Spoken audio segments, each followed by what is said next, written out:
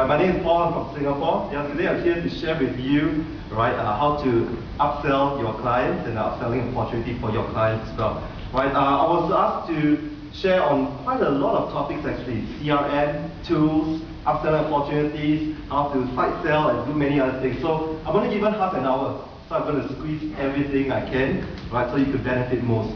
Now, I've been with SFP for the last 3 conferences.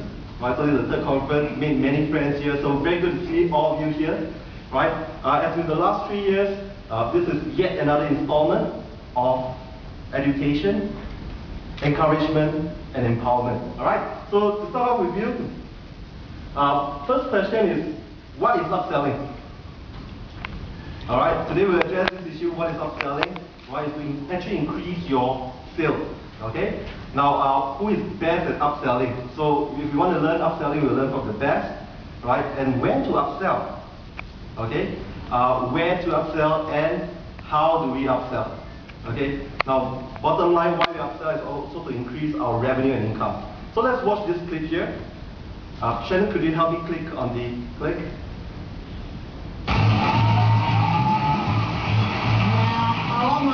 But the one thing I can't stand about fast food chains is all the upselling it. Oh, the whole would you like fries with that thing? Well, I don't do that so much anymore. These days it's more like I ask for a Big Mac and then they try to upsell you to a whole meal. As if a burger wasn't fatty enough. Yeah, but my question is, how much do you have to order before they stop trying to upsell you? For instance, let's say you order every single item on the menu. Can I please have a small Coke? Medium Coke? Yeah, a large Coke. A small Diet Coke. Medium Diet Coke. A large Diet Coke. A small Sprite. Medium Sprite. A chicken Caesar roll. A Thai chicken roll. A chicken tandoori roll. A warm crispy cut chicken salad. Crispy cut chicken salad and dressing. All of them, all 3, 6 nuggets, 10 nuggets, 20 nuggets, white cone. What kind of fries do you have? I'll take all 3 actually. A Big Mac, value meal, a large. So with the nuggets, what sort of you want? All of them. Yeah. A fillet fish meal, large, and a cheeseburger. Yeah.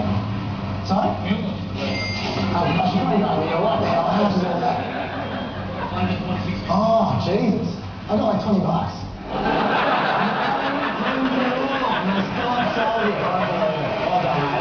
Right.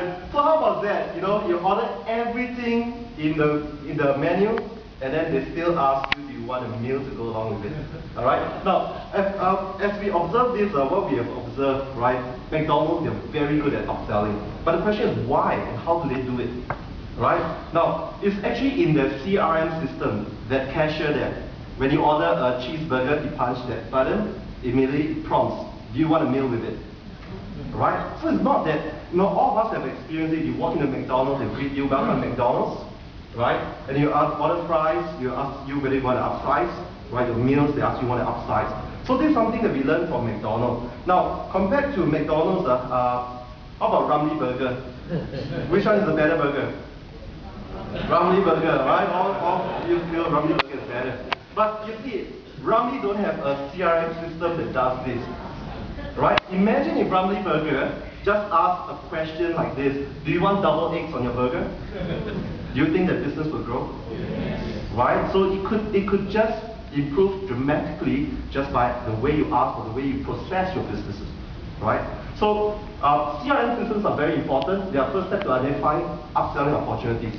Okay? So how we do it? Now, CRM system, there are basically 3 components. First one will be marketing. Right? You need to have a CRM system that helps you in marketing. The second component will be a sales process, and the third component will be servicing your client. So once you have these 3 areas, basically this is what we do day in, day out for the last decade, right? Marketing, sales, and service your clients, right? So how many of you do it differently? No, right? Now, first of all, let's look into marketing. Okay, marketing is basically to outreach and to communicate with your clients. So these are marketing physics. There are 3 ways to increase your revenue. So how many ways to increase your revenue? 3 ways, right? So let's look at the 3 ways. First way is to increase the number of clients, right? Second way is to boost your average sales size. So the dollar value needs to increase. And the third way is to increase the frequency of reorder. Okay, so let's start into this marketing physics first. Right, this is the formula. So the marketing formula is first you need your target audience. So you need to identify who is your target audience first, and then look at your conversion ratio. Okay, if today I hold a seminar for 100 person and I can only convert 5 people, that's 5% for conversion ratio. So this 5 people will become 5 clients, right? So if I have a better way of converting them to clients, then I have an improved number of clientele, right? Now the second component would be your dollar value. If you can increase your dollar value, again, you will increase your revenue. Third component, frequency. Let's do a simple worksheet, all right? Here's an example of having 10 clients, right, and $1,000 each, okay? And they do this business with you once a year. So what you have at the end of the year is a $10,000 revenue. Agreed? Now, imagine if you improve 10% in productivity. So instead of 10 clients, you have 11 clients that year, right? And the business is 1,100, and frequency is improved to 1.1 times. So instead of servicing your clients every 12 months, you do it every 11 months. Okay? Now, your revenue would then increase to 13,310. Effectively, that is a 33.1% increase in revenue, but you only increase 10% in productivity. Okay? Now, the other area will be component change. What if you could double your clients? Right? So in a seminar situation, instead of 10 clients, you have 20 clients, right? Becoming your clients, you will actually double your revenue as well. Okay? The other component, what if 50% increase in clientele, but increase in frequency, all of them buy twice a year from you, right? And you can see that's a 300% increase, so that's 30,000 revenue. So it's about adjusting and looking at where you can improve these different components in your whole process, all right? And it's pretty simple. It's just like Ramly Burger. If you were to ask just one question, do you want double eggs on your burger? Okay? So let's see what else we can do. Now, the question is, who sold the most toys in the world? Toys R Us? How many say Toys R Us? Right? Wrong answer. It is still McDonald's. Okay? Now McDonald's are really good. Why did they sell the most number of toys in the world? It's because of this thing called bundling. Okay? Now, this is what Malaysia is having right now, Monsters and Aliens. Right? The question is, how many toys do they sell? There are 8 of them, right? So when a kid wants to collect all of them, what happens? So McDonald's has effectively improved their frequency by how many times? Wrong! 16 times, because they didn't bring their parents along. Right? But thinking that they only sell toys for children, is that true? What about this one? You all recognize this thing? Yeah. Hello Kitty? Right? All over the world, people queue, right? All the way, especially in Tokyo, Japan, right? The queue is long. Singapore, same thing. Malaysia, also same thing. So who buys them? Adults or children? Adults, right? Right now in Singapore, they sell crockeries as well. Okay? Right? And I do have a colleague. She asked me to bring her to McDonald's. Because I need to eat a meal with her to get more cups. That happens. Right? So again, bundling is a very good process to improve your business frequency. Okay? Now, how do we apply this in our business? Right? We can upsell to our clients. So you've got a client. Now, does the client have got a family, a spouse, girlfriend, right? Parents, right? And their children. So you can actually improve it by having a bundling kind of plans. Right? In Singapore, we've got programs that if husband and wife buy, children get free. So that improves your frequency to get the husband or wife to purchase the plan as well. All right? So that is for product providers here. You can do something about your plan to help improve this bundling effect. The other area of the CRM cycle is the sales process. Right? So let's look at sales process. Sales process is basically skills and knowledge and acquisition of clientele. All right. So skills, right, will increase your conversion rate. So the more skills you acquire, you can actually increase your conversion rate, turning them into clients. So the more important one is the soft skill, the interpersonal skills, right? But today I won't go into that. All right. The other area will be knowledge. Knowledge will increase your dollar value. Okay, so the more knowledge you have, and today we are in the information age, right? So again, we need to absorb as much knowledge as possible, attend more trainings, listen to providers, and use this knowledge, right? Regurgitate this knowledge back to the clientele, okay? And that will improve your dollar value. Again, today I won't go into this area. This one here is more interesting, tools, right? As Tang mentioned, tools are very important, and I use a lot of tools to help me in my business, right? Tools will just multiply the results, okay? So I'm going to share with you a simple tool that you can use with your client, right? And later on in your case studies, in your exams, and in your meeting with clients, this one will just solve your risk management portion very, very simply, okay? So how many of you know how to draw a triangle? Only two, well done. Right, the rest we have to look for Alfred, you teach them how to draw triangles. Okay, now this one here is the risk management triangle, right? They are in 5 components, right? So your worksheet can just jot this down. Now these are ranked in its order of importance, hospital and surgical needs. Very important kind of insurance. Second would be disability or long-term care needs. Right? That's the second most important insurance plan because disability insurance protects your income. Right? And if your income fails, all else will start to crumble. Right? The third area will be your critical illnesses need.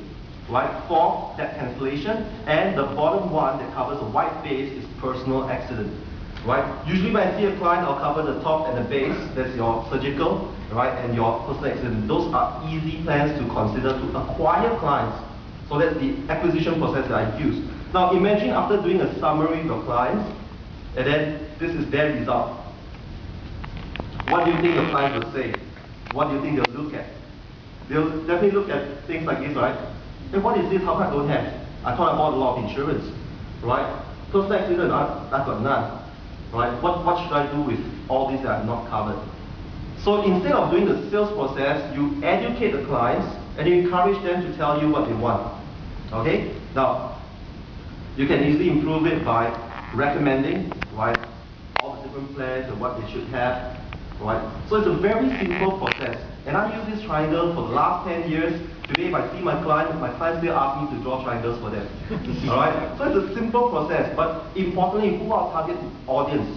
They are laymen. They want to see it in a summarized version like this. All right? So it's easy for them, and it makes your job easier as well. Okay?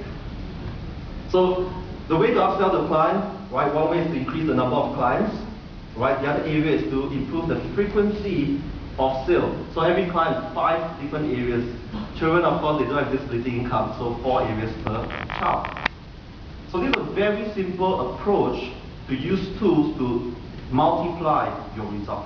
Okay? Now the CRM cycles, the other area will be service.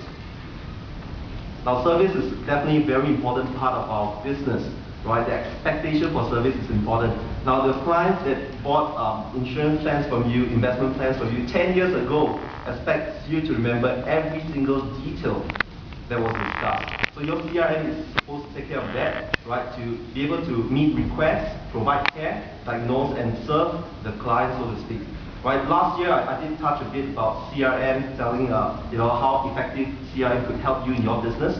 Right, some of you have actually adopted that into your practice, so you do enjoy the ability to get all this information. Right, I would have 5,000 over names in this little phone here. So if my client call me, I know where they call from. Right, be it at office, be it at home, or on a mobile. Right, so again, this is how a CRM system helps me in managing the business.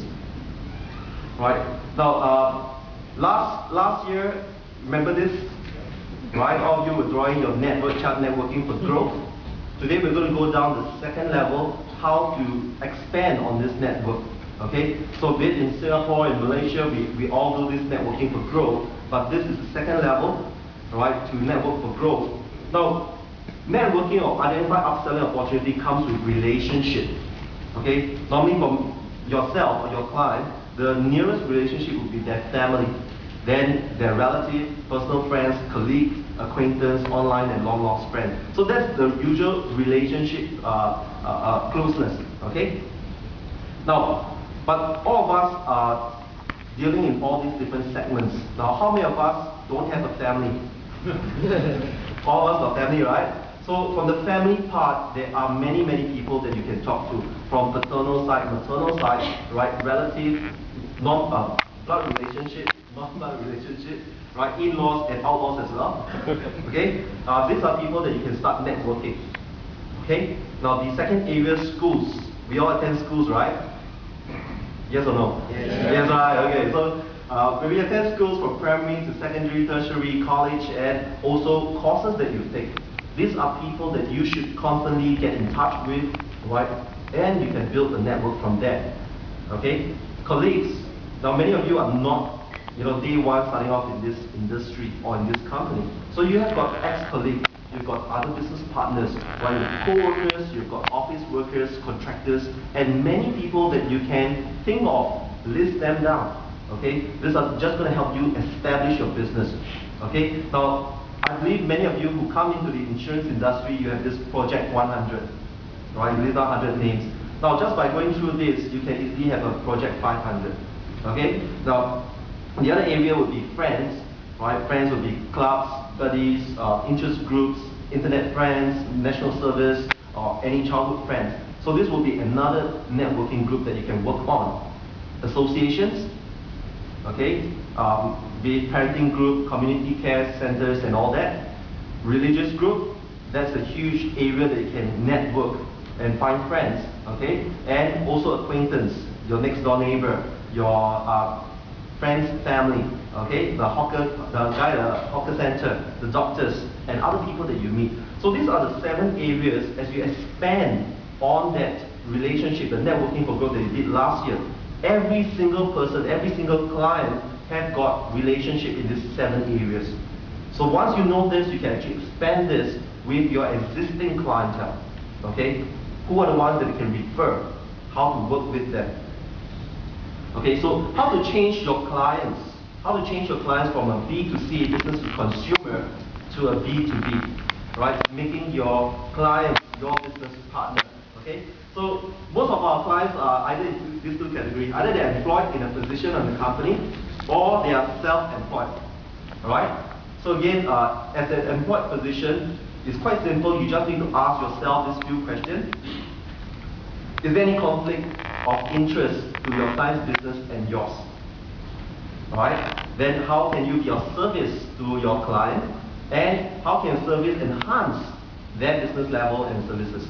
Right? So we're talking about working with employed position. Say for example, I've got a client, right? I asked him this question: would you like us to hold a department lunch for you in your name and honor? What do you think his answer would be? Can you do that? Right? So yes, we can do that, because in most cases as we do seminars, we are already providing lunch and all that. But we change it to their department lunch. So in their department lunch, we have a lunch and learn session. So again, we conduct trainings and seminars for their department. Okay? Now, for that employed position, he has got superiors. Alright, so you can actually look into, do they have department heads? Do they have a human resource that you can work with? Right? So you can ask yourself this question, right? Can you be of service to the department or the human resource, right? And can you enhance their human resource position, all right? So again, in human resource, they like to have employee benefits, and one of them is, events like this. We come in, give talks, so that their staff are updated about their NPF, right, or CPF in Singapore, right? Updated about changes in the financial systems, right, and new plans and products that's helpful for them. So HR actually welcomes this kind of thing. Now the other area would be self-employed, right? People, business owner. First question again: is there a conflict between your business and theirs? Right? Just like accountants and advisors, it's actually a complementary business. Okay? So can your service, right, be, or how can you be of service to your client? And can your service enhance their business relationship? Okay, so again, you can work with property agents, lawyers, right, accountants, and many other areas that we have worked with before. Right, I personally even worked with wellness companies, spa companies. It enhances their business because health and wealth are actually quite synonymous, right? The other area, beyond the company itself, these are associations. Every businesses actually fall under some association, right? Even if you've got contractors that sells only toilet bowls, trust me, there is a toilet bowl association here in Malaysia as well.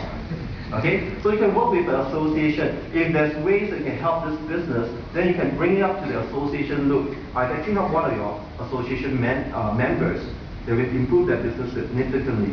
Do you want us to expose this to the rest of your community? Guess what they'll say? Sure, why not? Okay, so if you can be of service to the association, you can also enhance the association that your clientele are in. So these are areas that you can really expand deep into your network. Alright. Now, importantly, the people that you work with, your clients, right? It depends on, right? This however is not the stock market, right? It's basically about the individual's mannerism and characteristic, right? If they are enthusiastic referral, okay, or they interested, throw more carrots, they'll do something about it, or they are antagonistic and negative. Now, for antagonistic people, negative people, please don't walk away from them. Run. Okay? Other than that, when you propose such situation, it must always be a win-win situation. Alright?